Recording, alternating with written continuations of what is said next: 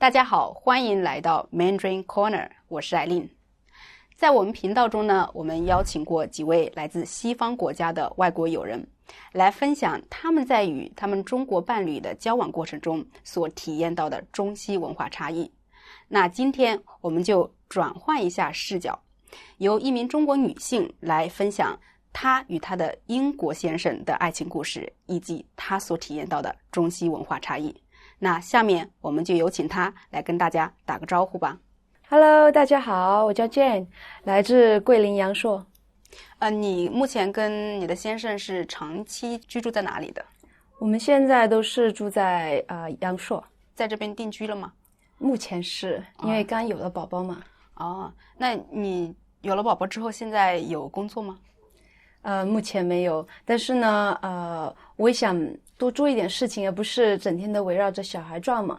所以偶尔会做一些面包，就销售给附近喜欢面包的爱好者。我挺好奇的，你怎么会想到要去做面包呢？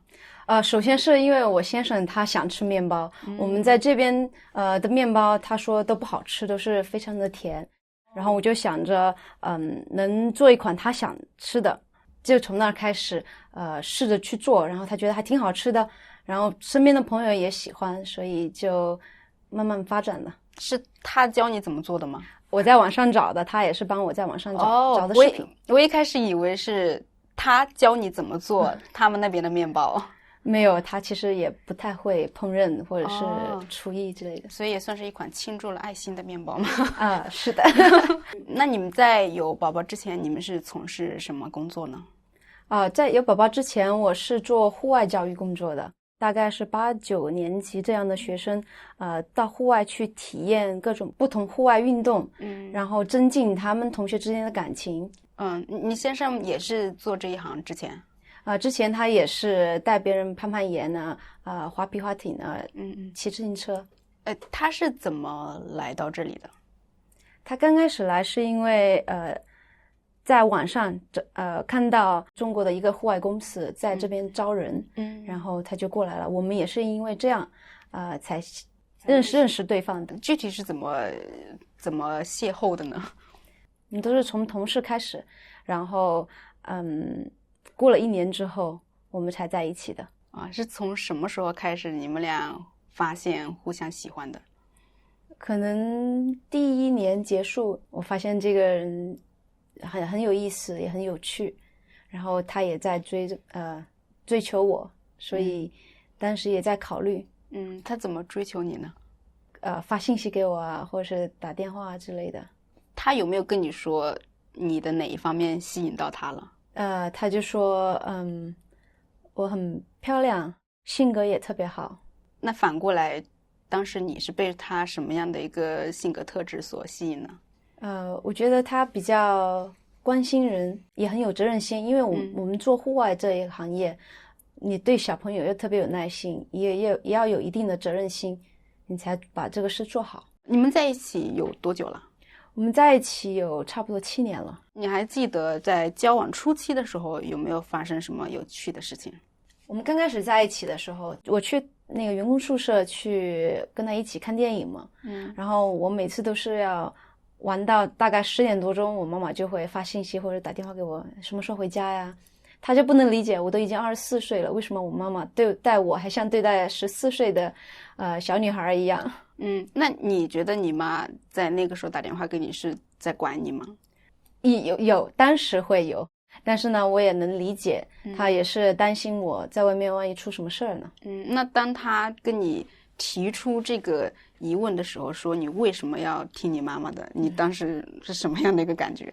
前几次我还是说我得回家，因为当时我跟他在一起没多长时间嘛，我也不想我妈妈有过多担心。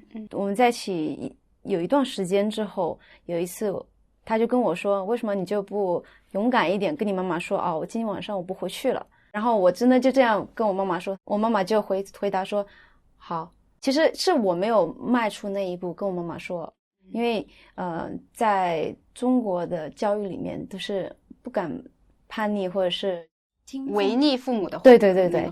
那会儿妈妈知道你跟他在一起吗？我跟我妈妈提到过，但是她没有见过Jacob。知道他是一个外国人吗？知道。当时我妈妈是比较反对的，她觉得怎么找个那么远的，万一哪天我们结婚了，然后我去英国，那我妈妈就感觉失去了一个女儿一样。因为在中国人的传统观念里，他们是想子女都陪伴在父母身边，而不是离开那么远。那在遇见 Jacob 之前，有没有想过跟外国人交往呢？没有，也没有会想着去找一个外国男朋友。为什么？因为在我的印象里，可能外国人比较放得开。什么方面？可能就是没有那么认真的去谈一段感情，就比较随便一些，所以我就会有一点害怕这事情也发生在我身上。因为我想着如果是开始谈一段感情的话，我就想认真的走下去。对，就是跟他在一起之后，有没有跟他说过你的这个想法？有，他之前也有问过我，因为他跟我表白过很多次，我没有答应嘛。然后我跟他说我的顾虑，他也在跟我解释，他说他是很诚心的，他可能追求了我3个月左右，我才答应他的。是什么感动你答应他的？可能是那么长时间的坚持吧。他也说他第一次追求一个女孩子，追求那么久。你前面有说啊，你对外国人的印象就是他们可能对于感情不认真，会很随便。你是从哪里得来的这样的印象？是身边朋友有这样的经历吗？对，身边朋友有，因为我们一起工作的那个公司，很多的外国人还有中国人，偶尔你都会听到小的消息这2个人在一起，然后几天之后又跟另外一个人在一起，就觉得比较乱。所以之前就没有考虑过。那当你的朋友得知你正在跟一个外国人交往的时候，他们的反应是什么样的？我朋友的反应其实跟我妈妈的反应是一样的。他们就觉得哇，怎么走个那么远的？以后你想回国你都很难回。然后他们也会问我那他家里面还有没有兄弟姐妹之类的？你知道中国人他们都会问家庭情况怎么样啊？父母健不健在啊？有没有兄弟姐妹啊？以后你会不会有什么妯娌之间要相处之类的？婆媳关系是吗？对，他们就会考虑到这些。他们那边是怎么样的？就是这种家庭情况会影响到2个人的感情吗？对我来说没有影响到，因为他可能灌输给我的观念就是我们俩在一起是我们俩的事情。可能在中国他们会觉得2个人在一起不单单是2个人在一起，还是2个家庭。你跟他在一起，你是跟你妈妈说的，并且结婚可能也会事先跟你妈聊一下这个事情。那他当时跟你在一起，或者是决定要跟你结婚的时候，有没有跟他英国的父母去讨论这个事情，或者获得他们的认可？当时他决定要向我求婚，是我们在澳洲待了第1年之后，他觉得我是对的人。跟他妈妈还有他姐姐有聊过，然后他想怎么样去准备那个求婚的过程。所以他父母那边其实是很开心的。你们是去澳洲待了多久？我们在澳洲待了2年。怎么会想到要去那里？Jacob 刚开始来中国的时候就想着中国离澳洲其实挺近的，就顺便在中国待1年，然后再去澳洲。但是在待完1年之后跟我在一起了，所以他又继续留着。他就跟我说他想去澳洲，就鼓励我也去申请那个签证，然后我们一起去澳洲打工度假。这个签证难申请吗？有什么样的要求？这个签证就是每年会发放5000个名额，这是第一个。然后第2个是得考试通过雅思G 类的，然后就可以了。对文凭有要求吗？对，需要大学文凭。你大学学的是什么专业？我学的是金融学。那在澳洲的2年时间，有没有发生什么有趣的事情？刚到澳洲的时候，我们买了一辆车，然后把车上改装。其实我们这2年大部分时间都是住在车上。对，好浪漫。他觉得在车上那么小的空间我们都能生活2年，那他觉得就没有什么其他事情能打败我们的感情的。住在车里应该也会有很多不方便吧？有，就比如说你要煮吃的，我们还得考虑去哪找有水龙头的，然后有卫生间有厕所的，因为你得洗澡嘛，这个是最大的2个问题。最方便的就是你可以到处走，你想去哪就去哪。那当时怎么解决这个问题呢？就找附近的露营地啊，因为在澳洲他们的这个设备其实是挺齐全的。你随便找一个露营地，或者是公园里面也有那些水龙头 tap 之类的，所以还是很方便。在那个小车里生活，2个人有没有发生过矛盾？可能更多的是意见的不统一，没有真的争吵。就比如说他想去这个地方，我想去那个地方，那只能是每一次就是折中，每人退一步，然后就把问题给解决了。就只有这样的问题吗？我会觉得在车里面待久了，想稳定，有时候想回国，或者是想找个地方居住下来，他就说在那边找个 house share，就直接跟别人一起合租的，这样可能会稍微好一点。因为我也喜欢煮吃的，在那边吃的特别贵，只能是自己去超市买，然后自己煮，那是最经济划算的。你刚刚也说他是在澳洲向你求婚的，在他求婚之前你事先知道吗？我事先不知道，但是你知道2个人在一起久了，我可能也是需要一点安全感，就会有时候会问他，你觉得我们会什么时候结婚啊之类这些问题。你会问吗？我会问他。他会怎么说？他就说还没，就是还没准备好。对，他就会这样说，其实他心里面已经准备好了，然后要给我个惊喜。但是我每次问他都会跳过这个问题，不想回答我的问题。那你会不会觉得有点失望？我已经习惯了。就因为问了几次他都那个态度，然后再加上当时我们还在澳洲，也没有想过那么快就定下来嘛。所以他向我求婚的时候我非常的惊讶。可以描述一下那个求婚的场景吗？他是瞒着我，然后也去打印了很多我们的照片，因为他想做一个照片册集。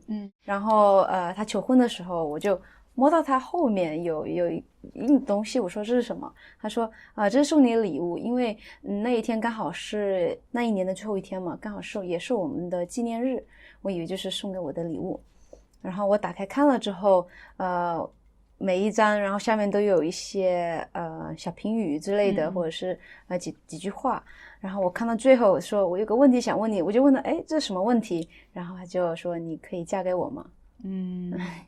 然后就单膝下跪把戒指拿出来了。你当时什么感觉？我当时就是头脑一片空白，然后在傻笑。然后他又问了我一次，说你可以嫁给我吗？他是不是以为你不想回答？可能是。我之后也问了他，他就说我当时就是傻在那儿了。是因为你完全没有想到。对，就超乎我的意料之外。然后我说可以，然后可以。对，好可爱。在什么样的地方呢？我们当时是住在维多利亚，他那里呢每周都有一个集市。其实那个不是他最初的计划。最初是我们朋友，我们的室友，他们举办了一个bush party，也就是说他们提前几天都已经去了一个森林里面，然后把所有的酒水啊，然后音乐设备啊都带过去。他就想着带我去一个漂亮的地方，然后向我求婚。他们连香槟都准备好了。谁知道那一天，因为我刚好早上工作完，然后下午我们就打包好东西准备出发去找他们。谁知道那个 GPS 没有定位好，然后我们走丢了我们在那个山里面就走丢了，找不到那个地方。然后我说我们就回去吧，因为我不知道他接下来的计划。然后他其实也还想再挣扎一下，想继续找，但是那时候已经6、7点了，然后天有点黑。我们说我们就回去吧，我们就开，其实我们开了有2、3个小时都还没找到。我们开回去之后，在路上就吃了点东西，谁知道我们回到家已经半夜了，然后我们想着我们就去附近的哪个地方，因为它有个新年的烟火秀，我们就站在很远的地方，在高一点的，然后就看那个烟火秀，刚好过12点，然后我们就回去了，回去1-2点就睡，到第二天的时候，他说我们出去走走吧。所以本来是在那一天要求婚，但结果没有完全按照计划走。就在第二天，他带我去旁边那个集市，那也挺美的，带我过去走走，然后就发生之前我说过的那个过程。那他是不是好沮丧那一天？他有一点，对，因为全部都没有按照他的计划来。但你没有看出来吗？我没有看出来。那你们后面有办婚礼吗？我们当时是想着办婚礼，但是疫情来了，他家里面人又过不来，对他来说办婚礼，他家里面人不在这儿，他觉得没有多大意义。然后我也不是太注重这种形式，就说那就等着吧，就等着疫情好转一些，他家里面至少有一个人能过来，我们再举办我们的婚礼。你有去过英国吗？去了，就是他求婚之后，因为我们在澳洲待了1年，然后我回中国待了1个星期，他回英国去看他的家里面人，之后我再去英国找他，我们再一起回的澳洲。在英国待了多久？我待了2周，他待了有3周。在他们家感觉怎么样？挺好的，因为他家的家庭氛围特别浓厚，因为小孩子多嘛。几个孩子？他爸妈有9个孩子，然后他呢是最大的，所以他有8个兄弟姐妹。哇哦！那刚去英国的时候有没有什么习俗或者是生活习惯是你不适应的？可能就是吃的方面，因为在那边跟着他父母他们一起吃嘛。虽然说在澳洲待了1年，但是大部分都是我煮的中餐，所以他爸爸妈妈煮的都是偏西餐比较多。那在那里有没有尝试去煮中餐给他们家人尝？有尝试过2次，都还挺喜欢的。我们都知道，就是在中国要结婚的话，通常都是男方会需要给女方或者是他的家庭提供一笔彩礼。当时你的父母有没有要求 Jacob 给你提供彩礼？因为他也能理解在国外是没有彩礼这一说的，就没有强制性的说一定要 Jacob 给彩礼。如果说你们考虑在这里长期的居住，肯定也是需要有自己的房子，对吧？是的。那假如说是一对中外的夫妻要在中国购买房子的话，他们是可以共同拥有这套房子的吗？在法律上？可能会比较麻烦，就是把男方的就是名字加上房产证上。对，我有认识到一个朋友，他们在这边买了房，然后他们的房产证上名字是他们小孩的名字。这样可能就会避免了一些纷争吧。你们结婚后有没有去度蜜月？我们之前想的是去冰岛去度蜜月的，就等着疫情好之后，带着孩子一起去，带着孩子一起去蜜月。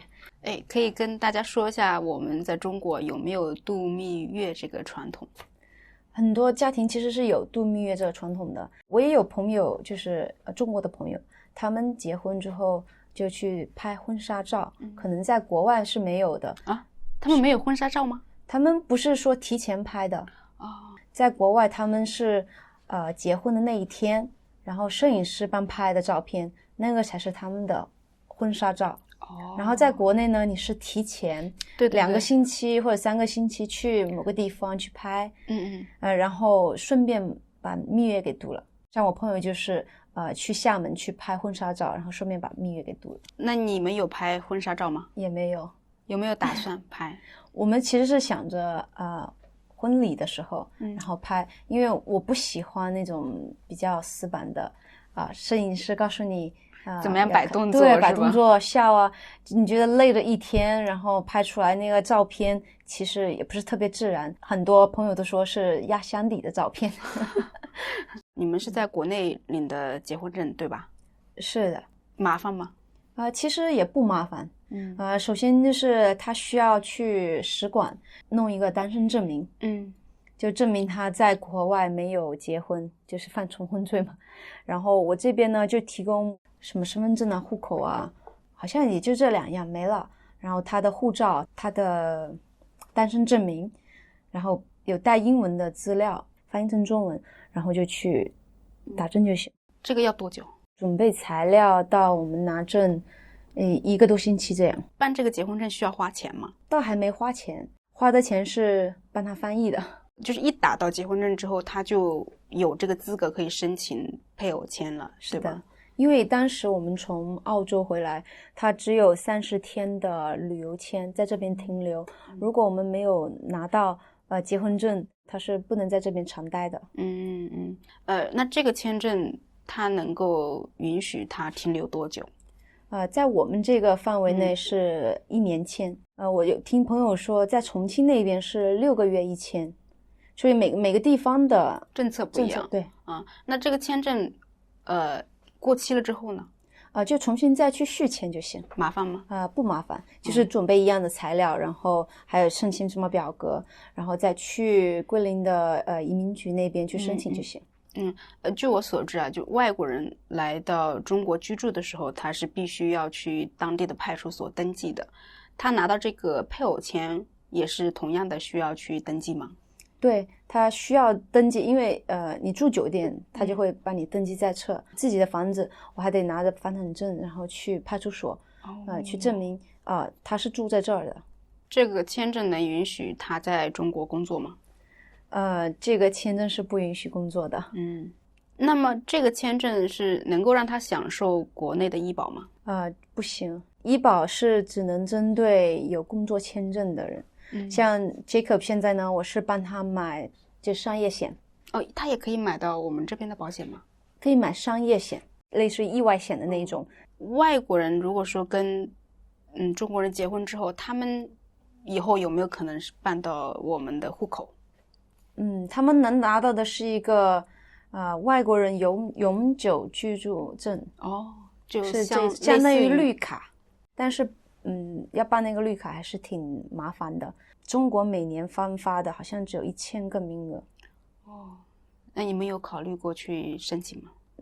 暂时没有，因为他要你在中国待的时间要有个时间限制，然后你还得在这边有投资啊，或者是你担任什么大公司集团的重要的职位。对。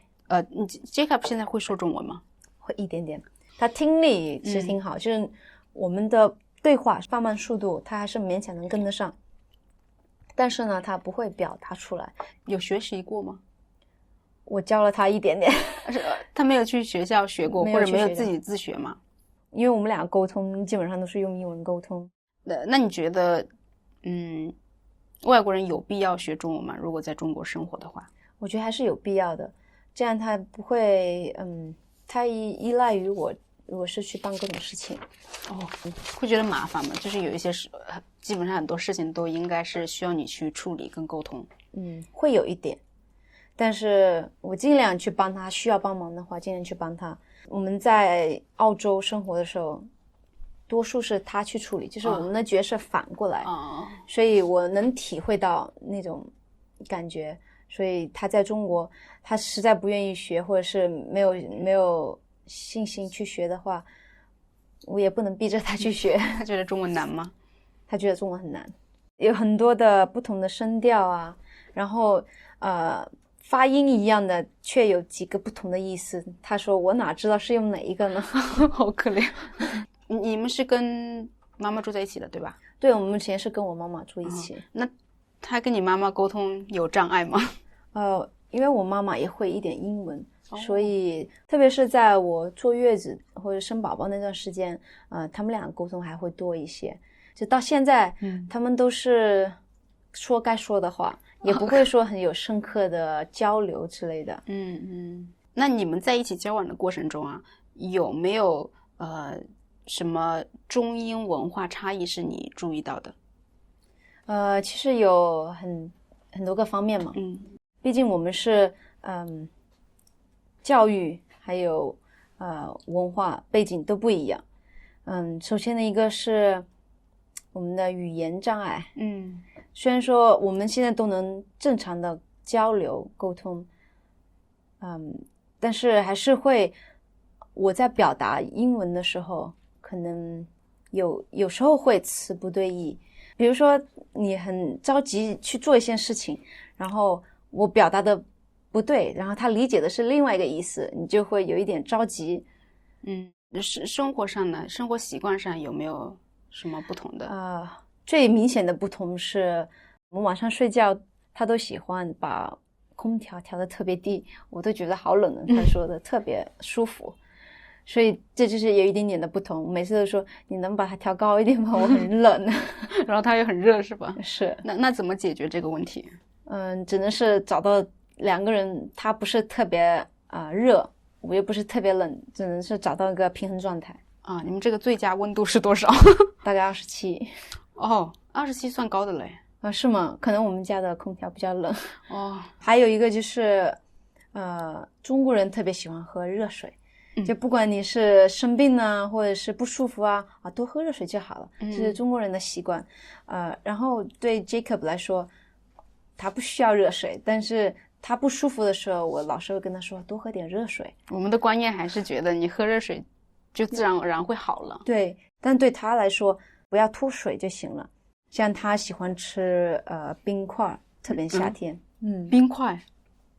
因为吃冰淇淋甜度太高嘛，太热的时候含点冰啊，吃点冰块，其实它就舒服很多。消暑是吗？对，可能我也被它同化了。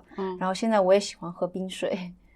就不喝冰水，喝普通的水就觉得不够舒服。从小我们都被父母教育，女性在生理期是不能喝凉水的。这个好像他们没有这方面的概念。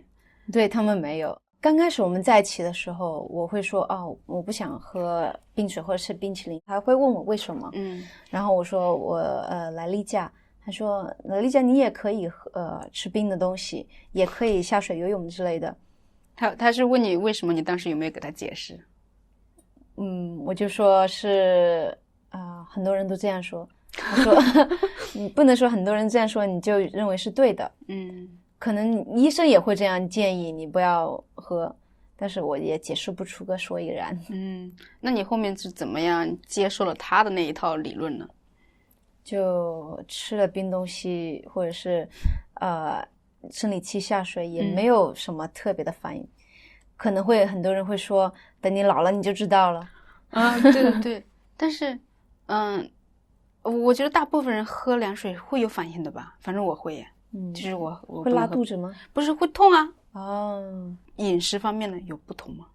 饮食方面大部分来说其实都 OK， 因为他也喜欢中国的食物，所以我们在家基本上我煮的可能3-4天都是煮的中餐，然后1-2天煮西餐意面啊，或者是披萨给他都 OK， 这些没问题。但是偶尔我会想吃我特别想吃的东西，他也不能吃的，比如呢？我只能约朋友出去，比如说我们这边会常吃的什么羊八宝啊猪八宝，其实就是羊的下水指的。什么是下水？下水指的是内脏之类的。我知道很多的外国人他们是不吃的。因为我是这样长大的，我也吃这些东西，但是跟他在一起之后我很少吃了。还有什么猪脑啊他也吃过吗？他尝过，他愿意去尝试，但是他不喜欢。我知道，阳朔还有桂林这边是比较习惯吃狗肉的嘛。对，有吃狗肉。我们有个镇上面，每逢赶集日，他们市集上都会卖狗肉米粉。那他不吃吗？他尝试，但是他也不会去吃。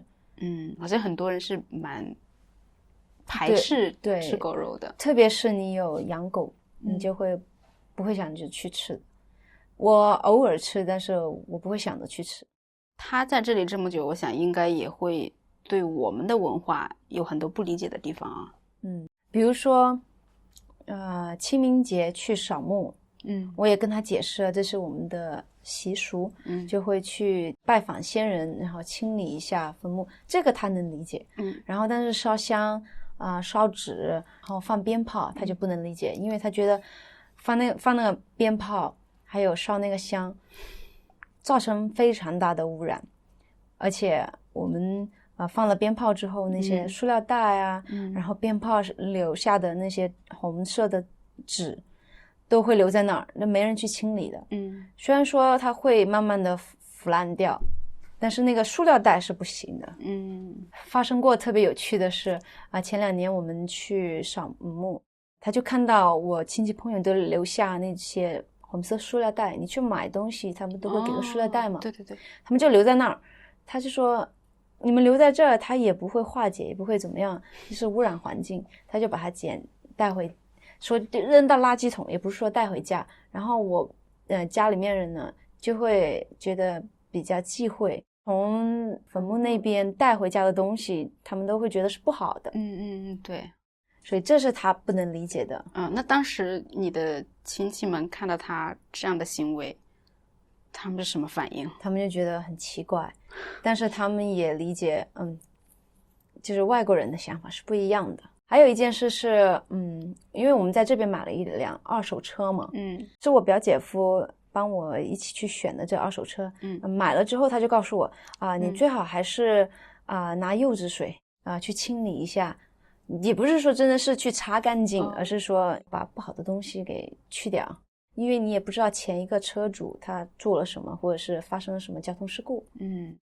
虽然说我们这个年纪了，就是年轻的一辈不太相信迷信，但多多少少还是会有影响，毕竟在这生长了20多年。那他有说什么吗？他无法理解但是对他来说又没有损害，所以他也没有多说什么。在表达情感上面，你觉得你们俩有没有文化上的差异？我觉得我们在表达情感上是挺好的，因为他会表达出他想我爱我这些他都会说，我也是被他带着，他这样反馈出来，我也会这样反馈回去。相比于我跟我前男友在一起，自己感觉到最大的区别就是中国男生可能不太会表达自己的情感。你是更喜欢对方表达还是不表达？表达的会更好一些，因为你会感觉到他是关心你，他是爱你的，而不是让你去猜测你这多累啊。还有就是他老是会问为什么，因为在他们的教育方式，他们会更追根到底，然后中国人的教育方式就是告诉你就是这个就是这个，我们有个标准答案的。是的然后我们会很少的去提问，就是说为什么会是这样。所以有时候我告诉他做这件事情，他会问我为什么，但是我自己又解释不出来，然后我也会着急。就比如说迷信的那一套，他会问我为什么要烧香，为什么会烧纸，或者是放那个鞭炮，我尝试去解释，然后我也去百度去查了，那个理由还不够充分，所以他也是不能理解的。会觉得烦吗？有时候会烦，特别是你自己也解释不出来，自己也不是特别懂。我们的教育就是父母告诉你是这样，那就是这样，而且是有一点传承的那种习俗跟传统，就它没有为什么，就是几千年以来大家都是这样做的。是的。我知道就是中西方在审美标准上会有一些不同嘛，那在这一块你有发现到你俩的想法会不一样吗？谈恋爱之前其实我还是挺在意自己的肤色的，也想着不让自己晒黑啊，或是长雀斑啊，也会化点妆。然后在我做户外教育这个行业里之后，我就发现其实那些比较虚一点，我就不太去化妆，就更随意，你自己也没那么累了，就不会去在意其他的人的眼光。然后跟他在一起之后，他也一直在跟我说黑其实挺好的，而且对他们来说你有雀斑其实是很可爱的一种。说的是我吗？所以我现在也不太会在乎自己的肤色是白或者是黑。还有一个是关于过节的这个方面，像中国人就一对 couple， 他们过情人节或者是过春节，他们都会互相发红包，这个是很常见的。是互相发吗？其实大多数都是男生发给女生，而不是互相发。发一个520是吧？而且我们的情人节有很多。是呀，一个西方的情人节2月14，然后七夕又是情人节，还有520，5月20号。对对对，太多节了。然后这女生的生日。哦，是。我们的观念都是，只要2个人在一起，每天都是情人节。你觉得他是一个浪漫的人吗？我觉得他是一个浪漫的人。他会想怎么样给我惊喜。就像那个求婚哈。对，求婚是一个怎么样都不告诉你。还有一个是我生日。我们是到外地去大概1-2个星期，然后他知道当时我在看一辆钢琴。那是一台2手钢琴，他知道我一直想要，他就偷偷的联系我朋友，让我朋友帮买，然后运过去放到家里。当时我啥都不知道，他还联系了我家里面我妈妈我弟弟帮忙弄这个钢琴过去。当我回到家打开说怎么都变了而且还有一辆钢琴，他就说生日快乐。那你当时是不是很感动？对，当时很感动。有没有哭？然后还有一个是情人节的时候，我们偶尔也会过情人节。对。他买了一个礼物，我知道他买了礼物，然后他也知道我买个礼物，但是我们互相都没有说。然后到那天我们互相给礼物的时候，才知道我们买的是同一样的东西。买了什么？我给他买了一个耳机，就是 BOSS 耳机。然后他给我买了一个蓝牙耳机。哇哦，这个是真的是心有灵犀了耶。对，但是我们都知道我们缺一个那个耳机。你们平常在一起生活有默契吗？挺有默契的，而且是分工合作就比较好，特别是我们现在有宝宝了，更需要分工合作。初为人母是什么样的感受？首先是比较累但是呢痛并快乐着嘛。因为你会看到你创造了一个小小的生命慢慢的长大，从他就是只会哭只会吃东西只会拉只会睡觉的一个生命，然后到现在他能笑能跑能走，就感觉很自豪，然后也会非常爱自己的孩子。宝宝现在多大了？宝宝现在11个月。他现在怎么样了？他现在身体状况特别好，就是能吃能睡，然后现在也会走了，在咿咿呀呀的学说话。你有考虑要2胎3胎吗？目前没有，因为然后或者是效仿他父母9胎。那就不会那个太多了。宝宝在阳朔这边出生的对吧？是的。他出生后是上了我们这边的户口的吗？上的是中国的户籍。因为目前我们是在中国生活。如果是还是用的护照，那他的医保又不能办理。然后还得申请一个特别的一个证，他待在这边，不然他还得办一个签证。所以就比较麻烦，就是中国户籍是比较方便一些。孩子18岁之前是可以再转换国籍的。那他是可以跟其他的中国小孩一样正常的上学正常的参加高考吗？他现在是中国公民，所以所有的其他孩子享受的福利或者是读书政策，他都是可以享受的。现在这小孩是完全是你俩带的吗？还是说妈妈有帮忙？对，目前都是我们俩一起带宝宝。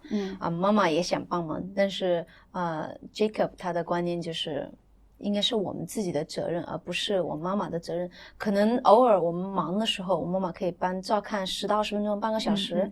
你会希望妈妈帮忙吗？我觉得现在这样状态还是挺好的。因为我不是感觉到特别的累，然后需要其他的人帮忙。因为 Jacob 他其实分担了很大一部分。他会跟他玩去照顾他。对，他照顾的好吗？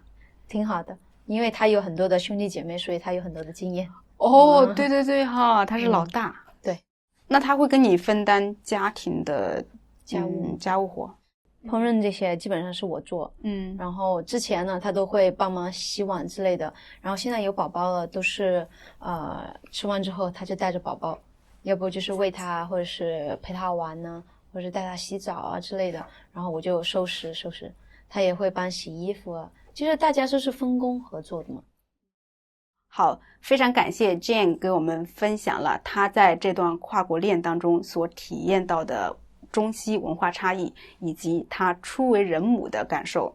那如果你喜欢这个视频的话，就请给它点赞、转发并订阅我们的频道。我们下期再见，拜拜，拜拜，拜拜，Jane。